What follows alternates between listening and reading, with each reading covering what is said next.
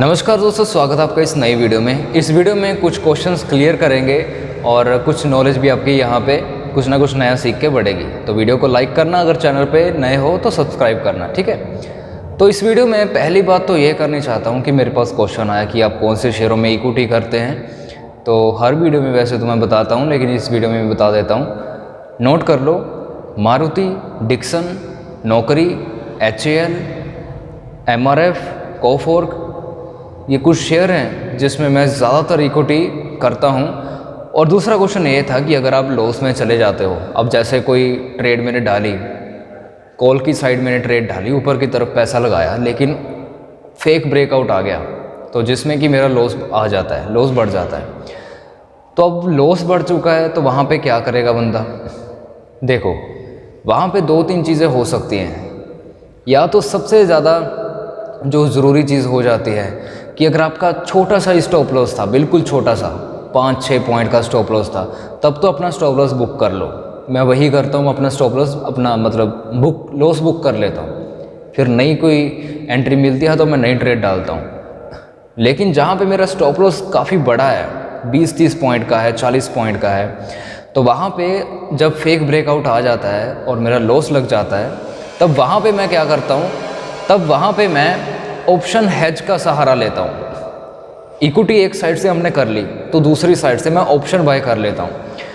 अब जैसे ऊपर की तरफ मैंने पैसा लगाया था, लेकिन फेक ब्रेकआउट आ गया और फिर वो नीचे को पोजीशन आ गई, तो वहाँ पे पुट बाय कर लेता हूँ मैं, ठीक है।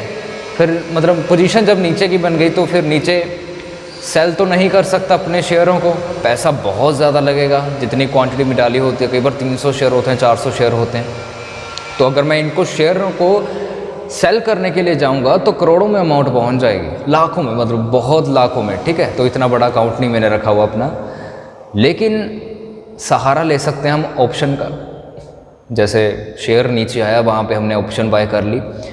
और तीसरे नंबर पे एक और चीज़ आपको मैं इस वीडियो में बताना चाहता हूँ कि देखो, अगर आपके पास 30,000 के करीब पैसे हैं तो एक आपको नया शेयर देना चाहता हूँ। अगर 30,000 रुपये आपके पास हैं तो आप MRF में ट्रेड करो। दिन का आपका 1000-1500 बड़े आराम से यहाँ से बन जाएगा। 1000-1500 अगर आपको ज़्यादा है, तब ऐसा मान के चलो कम से कम 500 रुपये तो बन ही जाएगा। कैसे, आओ मैं बताता हूँ। जैसे कि यहाँ पे आप MRF का शेयर देख रहे हो, ये चार्ट है MRF का। सबसे पहले आप इसकी एक कैंडल देखो, ये देखो कैंडल कहाँ से शुरू होती है। ये देखो तकरीबन 1,34,790 के आसपास ये शुरू हुई और ये कहाँ तक की है, लगभग 300 पॉइंट की ये कैंडल है। 300 पॉइंट मतलब अगर आपने एक शेयर भी खरीदा तब 5 मिनट में आपको ये 300 रुपये दे रहा है। ये भी अब छोड़ो, ये लास्ट कैंडल देख लो, ये तकरीबन 1,34,960 पे ये ओपन हुई है और ये कहाँ तक है,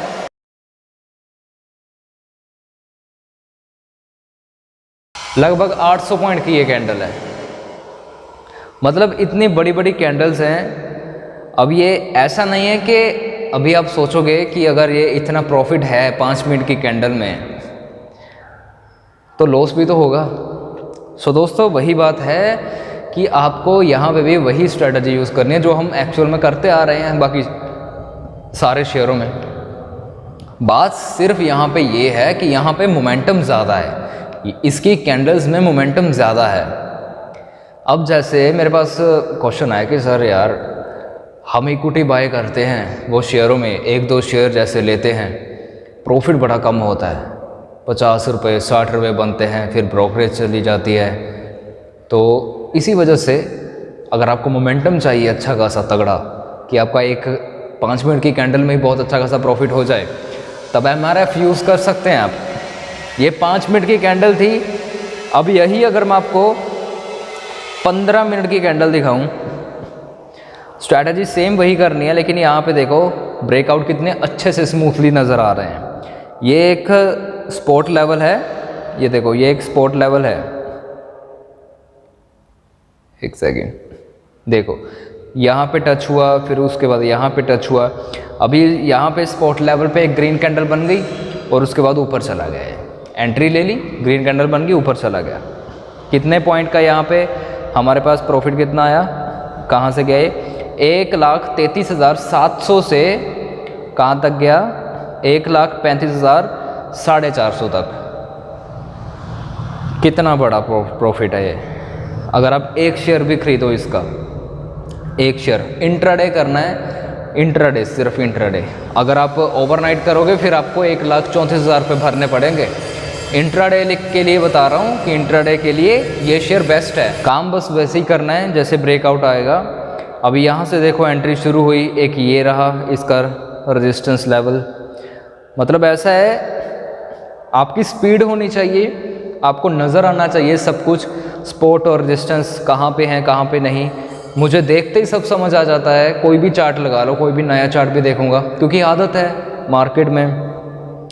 अभी देखो ये रहा एक लेवल, उसके बाद यहाँ तक ये टारगेट तक अपने गया, क्योंकि ये भी एक लेवल था, ये ग्रीन कैंडल है जो यहाँ से, फिर उसके बाद ये वाला जो लेवल था यहाँ तक अटका, उसके बाद फिर से ये ऊपर। मतलब परफेक्ट लेवल लगे हुए हैं ये, ठीक है। तो इसी वजह से ये सारी चीज़ें अंदर आती हैं बंदे की प्रैक्टिस में। जितनी आप प्रैक्टिस करोगे उतना ही सबसे ज़्यादा बेस्ट रहेगा। ये देखो कितने अच्छे से यहाँ पे दिख रहा है कि सपोर्ट क्या है, रेजिस्टेंस क्या है। ये देखो ये रहा सपोर्ट, एक सेकेंड, ये मान के चलो ये सपोर्ट है और ये रहा आपका रेजिस्टेंस। देखो ये एक जोन में है, ये जोन टूटा, उसके बाद कितना धड़ाम से नीचे। अब अगर यहाँ पे किसी ने पुट बाय करी होती, उसका पैसा मैं कहता हूँ यहाँ पे 10-15 गुना हो गया होगा। क्यों? क्योंकि देखो 1,38,230 से सीधा कहाँ पे आया, 1,33,000 पे आ गया। 6,000 पॉइंट का गैप पड़ गया इस। तो आप देख सकते हो कितनी अच्छी खासी यहाँ पे मूवमेंट है और कितना अच्छा खासा प्रॉफिट कमा सकते हैं। सो इसी वजह से अगर आपके पास 30,000 रुपये हैं, 30,000 आपके लगेंगे इंट्राडे के एक शेयर खरीदने के MRF का, तो 30,000 रुपये ले आओ, प्रैक्टिस कर लो पहले किसी और शेयरों में जिसमें 10-15 रुपये का आपका स्टॉप लॉस लगे। बस अच्छे से प्रैक्टिस करने के बाद MRF में शिफ्ट हो जाओ। बड़े आराम से आपका 500,000 रुपये दिन का बनेगा, महीने का 15-20 हज़ार बनेगा, एक शेयर में बड़े आराम से कर सकते हैं। अभी ये तो मैंने आपको एक कैंडल का बताया। अगर आप पूरा दिन ट्रेडिंग करते हो, पूरा दिन आपका दिमाग एक्टिव रहता है, तब आप पता नहीं आप दिन में ही 15-20 हज़ार कमा सकते हो यहाँ से। फोमो क्रिएट नहीं कर रहा, सच्चाई बता रहा हूँ मैं, ऐसा कर सकते हैं, लेकिन उसके लिए दिमाग का जागे रहना बहुत ज़रूरी है। सिंपल इतनी सी बात है।